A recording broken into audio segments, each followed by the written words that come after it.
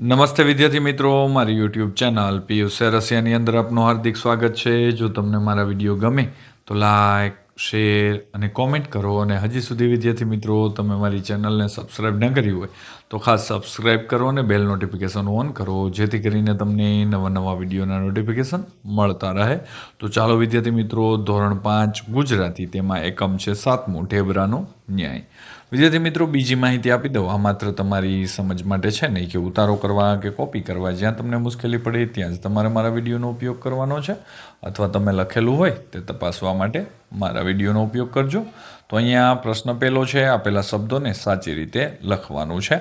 તો પહેલું થશે મિલકત, બીજું નુકસાન, ઉત્સાહ, દુષ્ટ, ધાસ્તી, પૂજારી, સ્વાદિષ્ટ, શાણો, બગીચો અને દીમાં ગ થશે।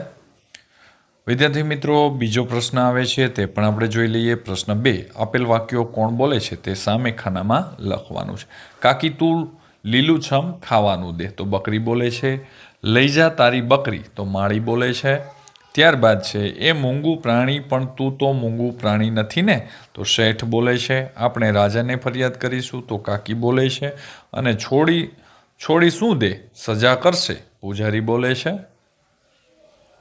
બકરી બાપડી સીધી રસ્તે ચાલી જાય છે, તો કાકા બોલે છે। પ્રશ્ન 3 છે, આપેલ વાક્યોમાં કયો ભાવ છુપાયેલો છે તે કૌંસમાંથી શોધીને લખવાનો છે। તો ચાલો જોઈ લઈએ। તેમાં છે પહેલું, તારી પત્ની ઢેબરા બહુ સ્વાદિષ્ટ બનાવે છે, તો પ્રશંસા છે। શેઠિયાને પકડીને કોટડીમાં પૂરી દેશું, તો ગુસ્સો છે। મારી બકરી અંદર ઘૂસી ગઈ છે, એને મહેરબાની કરી બહાર કાઢો, તો વિનંતી છે। ત્યારબાદ સારું તમે પણ આવો, તો સહમતિ, અને તું મોટો થઈને આવું જ કરવાનો ને, તો ઠપકો છે।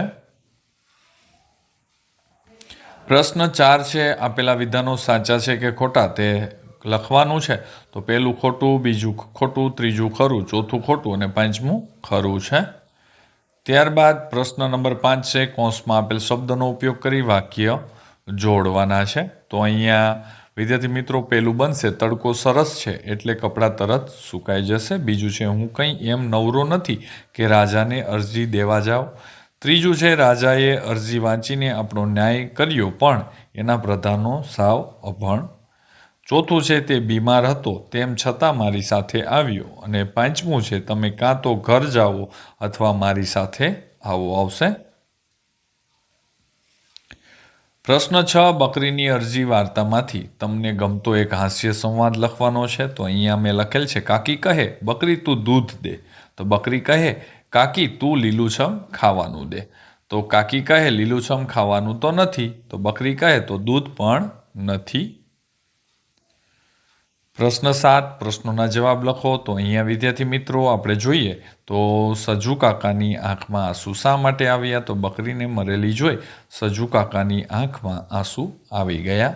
ત્યારબાદ પ્રશ્ન 2, 3 અને 4ના જવાબો અહીંયા આપવામાં આવેલા છે। વિદ્યાર્થી મિત્રો તમે પણ લખેલા જ હશે, તો ચેક કરજો, ક્યાંય ભૂલ હોય તો તમારે સુધારો કરવાનો છે। ત્યારબાદ પ્રશ્ન 8 છે, મારું પ્રિય પ્રાણી વિશે 7 થી 8 વાક્યો લખવાના છે। તો અહીંયા વિદ્યાર્થી મિત્રો આપણે જોઈ લઈએ નીચે। મારું પ્રિય પ્રાણી છે તે કૂતરો છે, તો મેં લખેલું છે, કૂતરો ખૂબ વફાદાર અને સમજદાર પ્રાણી છે, તે પોતાના માલિકની સાચી સેવા કરે છે। કૂતરો ઘરની રક્ષા કરે છે અને અજાણ્યા લોકોને જોઈ ભૂકે છે અથવા ભાંસે છે।